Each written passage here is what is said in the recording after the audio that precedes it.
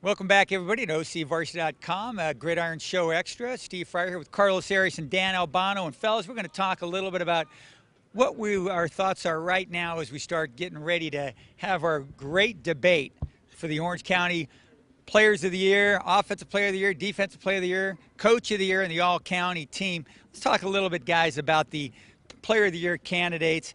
You know, a couple of names that come to mind really quickly for me.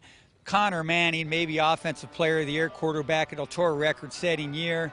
And then you got to figure out, what are you going to do with Max Redfield of Mission Viejo? Maybe the best overall player in the county, just as good on offense as he was on defense. And then you got Thomas Duarte, ditto, just as good on offense and just as good at defense for Mater Dei's Monarchs.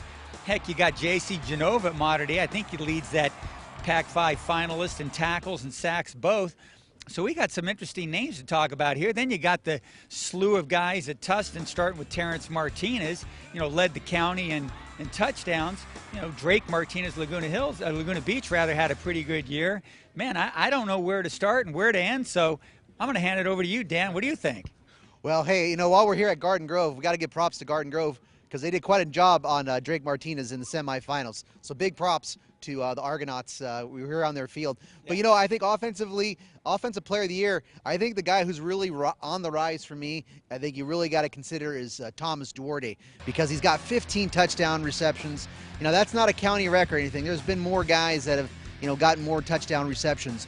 But, I mean, that's, for his amount of receptions, the amount of TDs he has per reception, what he's meant for that team, the playmaking ability, the spark he's given them, that's still a lot of touchdowns. So I think Thomas Duarte right now, and the way he's performed in the big game, of course, in the Pac-5 competition, and then for me the debate is, against Connor Manning, who's, of course he had the struggle game against Mission Viejo, real good team, but he did play very well the next game against Santa Margarita, so props to Connor. But for me, Offensive Player of the Year, that's where it's at.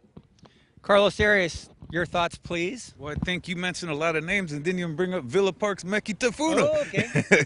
I mean, this guy, like I said last week, was a beast. I mean, just, crushing Tustin, defenders through the fog and, just leading Villa Park. He's an awesome player. I really, am super impressed by him. But Thomas Duarte is another one on my radar, big time. Just some of the catches he makes are just ridiculous. I mean, reaching up over defenders and pulling the ball back. I think that was against Santa Margarita. And, he's just an amazing guy. Max Redfield, too, that same kind of player. They do it on both sides of the ball. You could practically make them, either of them, the offensive, and then the other one, the defensive player of the year. I mean, they're both fantastic. For me defensively, switching there, I think the two best guys I probably saw this year, on defense, were two safeties. I really liked Connor O'Brien at Santa Margarita, punishing hitter, and then I also liked, Redfield, the way he played, the way he could, do it all on defense, even blocking punts. He was a real good special teams player. You know what? I'm glad you brought up Connor O'Brien in that game that they lost to St. Bonaventure in overtime. Fantastic game. After the game, Connor O'Brien played so good on both sides of the ball. Every single coach from St. Bonaventure came by and said, I'm looking forward to seeing you play on Saturdays. They were just all so impressed by him. The guy is absolute stud. So, yeah, he's got to be in the mix, too. And then there's the other kid we didn't mention, too. I almost forgot. It was on that same Mission Viejo team, Defensive Player of the Year, Garrett Marino, number 99. That was the best defensive lineman I saw by far. So we got a defensive – you got your defensive lineman right there, and he's got to push, Redfield and for, O'Brien. But what I'm going to suggest, and if we can get it done in the future, I think it's time for the register. We do an offensive and defensive player of the year. We have to come up with an overall player of the year. That, in my opinion, and that's something we got to get a new award, because this is the year really to do it, in my opinion.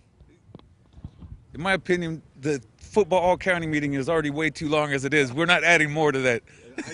I could make it longer there, Carlos.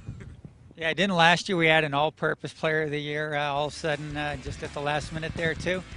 Yeah, bring your sleeping bag, fellas, for that all-county meeting next Tuesday. It's going to be a wild one. Heck, we videotape this. We should video that, because that'll be the most entertaining thing you'll ever see here at OCVarsity.com, where we've got you covered.